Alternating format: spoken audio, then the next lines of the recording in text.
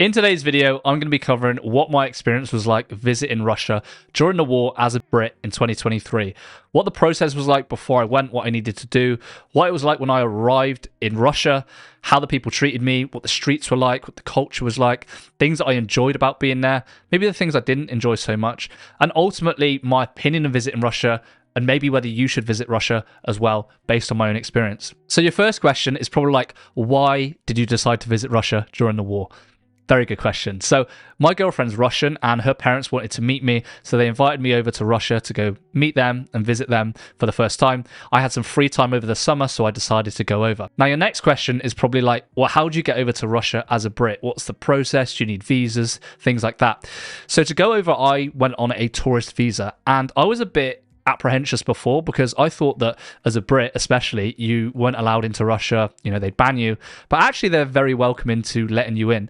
You just need to go to the Russia Visa Centre in London, give them your documents, and then essentially after that, once you've got that and they've approved it, you've given them the passport, you can get your visa and you're done. So I went down to London to do this process. The lady there was very friendly.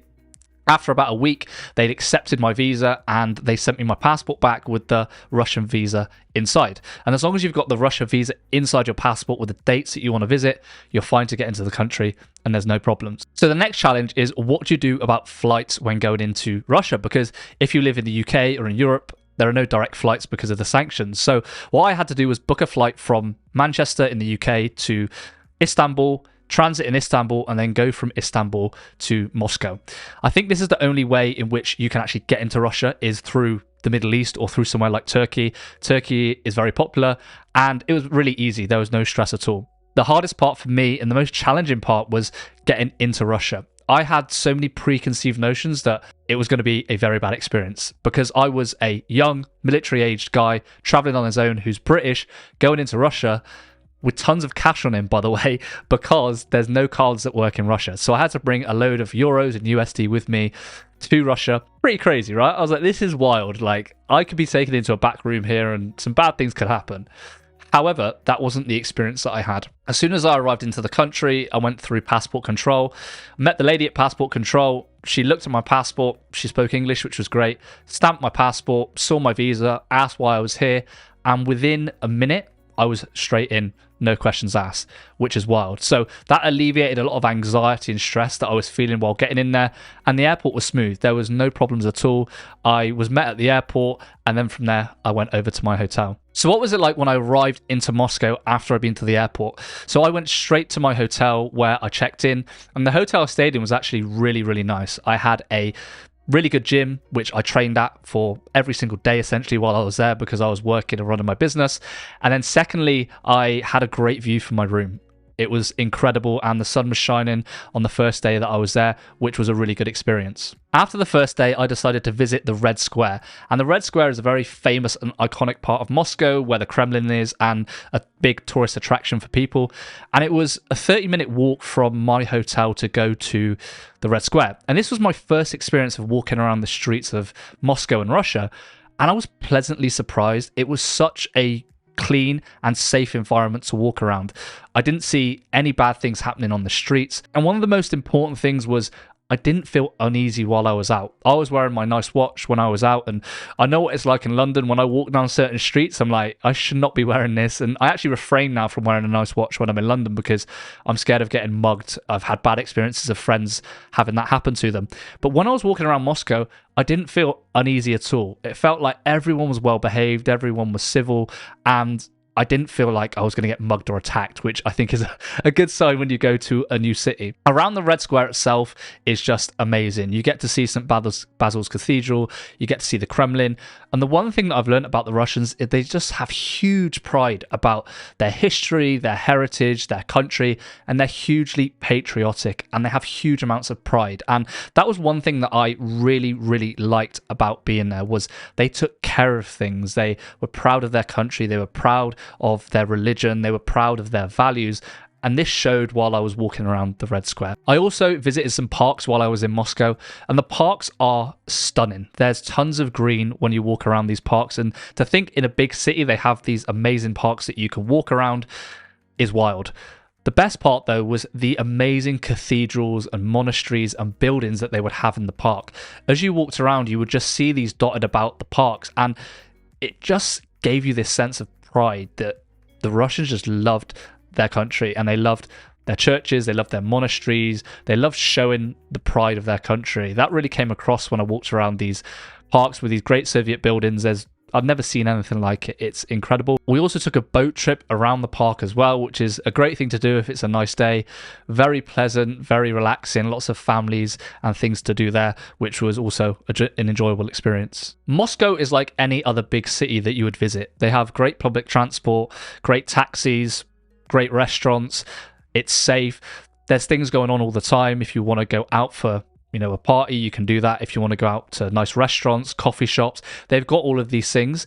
And it's a very well-oiled machine and very efficient. Just like you would see with any big, successful city that you would see in the world, they've just got everything in order. And that was something that I really liked. Just like any other big city, there are bad parts of Moscow, but I decided to not visit those because I thought that bad things might happen.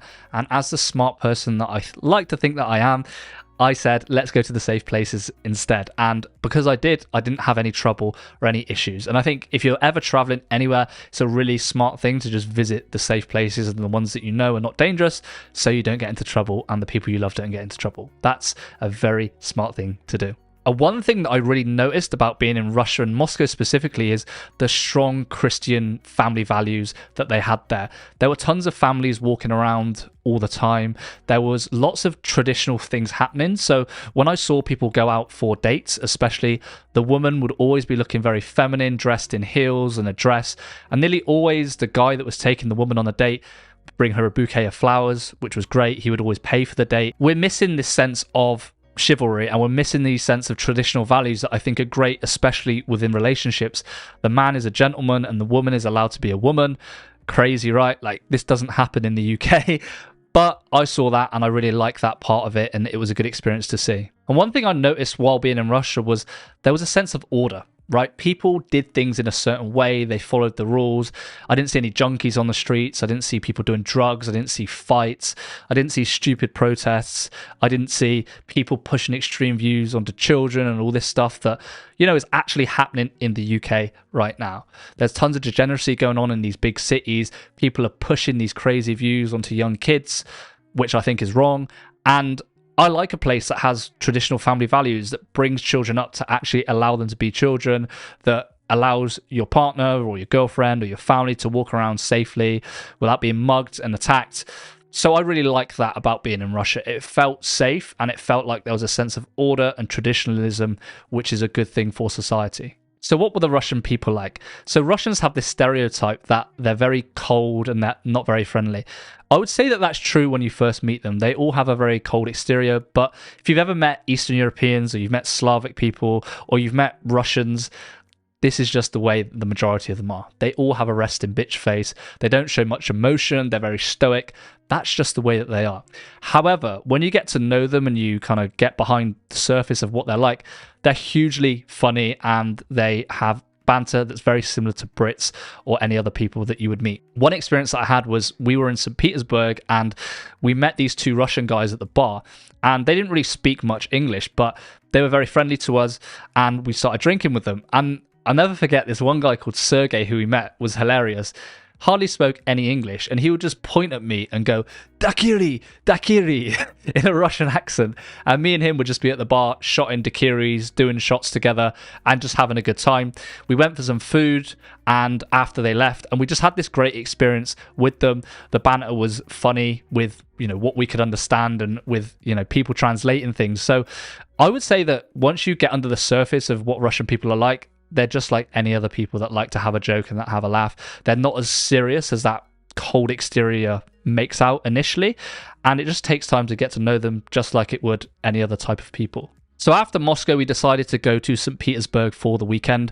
And to get to St Petersburg, it's a 4-hour train direct from Moscow. One thing that I noticed about St. Petersburg was that it was more European compared to Moscow. It was more hip, it had more European style buildings, and yeah, you could see that it was closer to Europe compared to what it was like in Moscow. So when we were in St. Petersburg, we visited the Hermitage, and the Hermitage is somewhere that everybody needs to visit when they visit Russia. It's an incredible palace that showcased the history of the old kings, their wealth, incredible paintings, and the unique history of the Soviet era and what it was like in Russia. It blows you away to see how they've created such an incredible building and an incredible palace. You have to visit that. Whilst we were there, we also took a boat trip around the river, which was great. And with the boat trip, it was a lovely sunny day when we went. We got to see what the rest of St. Petersburg was like. It drove you around the city, you got to see the different buildings, and it was just overall a really nice experience and a great way to see the city. I would say that St. Petersburg has a lot more English speakers compared to Moscow. I think this is just because it's more European and the fact that it's closer to Europe, more people speak English. And I would say that's one of the challenges when you're in Russia. It's very hard to get by if you don't speak Russian. At the big hotels, in the airport, you'll be fine, but if you're going outside of those areas, you're going to need to know some Russian to get by. Luckily for me, I had a Russian speaker with me, which made my experience easier. But the days that I was on my own or I'd go out by myself, it was far harder to actually get by, order food, and get stuff done, which can be a challenge if you're going to be traveling on your own. Another challenge is not being able to use your cards while you're there, which is not good. So I had tons of cash on me, USD and euros, and I had to go to the bank and change this up. Luckily for me, I had a Russian speaker with me, which helped with that process. But I can imagine if you didn't speak Russian and you've got a load of cash on you and you're visiting and you need to get it changed, that's going to be challenging because you're not going to be able to understand what to do. You could get ripped off at the bank. You might not know which bank to go to. It's just not a great experience. But with the sanctions, unfortunately, that's the only choice that you have. You have to use cash while you're there unless you have a Russian card. So that's something to consider and definitely a challenge if you're going to be going over to Russia to visit. And then the other negative, I would say, is the drone attacks that were in Russia. So while I was there was a couple of drone attacks, which were about 2 miles away from where I was staying, which was crazy. Outside of my window, you could actually see Moscow City, and Moscow City was where the drone attacks happened. So that experience was obviously a little bit scary. Luckily, the drone attacks were neutralized and nobody got injured or hurt, but still it let you know that there is a war going on and there's shit happening, and that isn't always a great experience. If that maybe hit into my hotel, I would have been feeling a little bit more stressed and anxious because of that. Overall, my experience in Russia was highly positive. I really liked the traditional family values. I loved the safety that was there. I love the fact that they were very anti-degeneracy and they promoted that traditionalism, families, and none of this extreme wokeism that you see in the UK at the minute, which I think is destroying the country. I think for me, I was fortunate because I got to go with a Russian person around, so I got to go to the nice spots both in Moscow and St. Petersburg. So that definitely had an impact on my experience. However, I'd love to see what other parts of Russia were like. I would love to see what Siberia was like. I'd love to go to Murmansk and see the Northern Lights, and also maybe what Eastern Russia is like, because I can imagine that's massively different from the western part that I visited. I do think when you are in Russia, you have to behave yourself and you can't be behaving stupidly and getting into trouble because bad things will happen. But I think that's the same with any country that you visit. I say this to people all the time. If you're going to go to a country, behave yourself. And most of the time, bad things are not going to happen to you. If you go and you be a degenerate and you be stupid and you're an idiot, guess what? Bad things are going to happen. That will happen in Russia. That will happen in the UAE. It'll probably happen in the UK as well. Maybe less likely because the police force is terrible and so is the government. But anyway, I think it's really important that you just follow the rules and you respect the culture and the people. If you do that, you're going to have a great experience like I did, and I didn't run into any trouble. I also like the fact that the Russians treated me with respect when they met me, despite the fact that I didn't maybe speak Russian. That's a good sign that people are friendly and they're not hostile, and that makes for a good experience. So I hope you found this video useful and a bit of a guide if you are interested in visiting Russia. My opinion is definitely do it. I think it's going to be great, but obviously there are some challenges there that you might face if you do go. If you've got any questions as well, please put them in the comment section and I'll do my best to answer those. That's today's video. Thank you for watching, and I'll see you in the next one.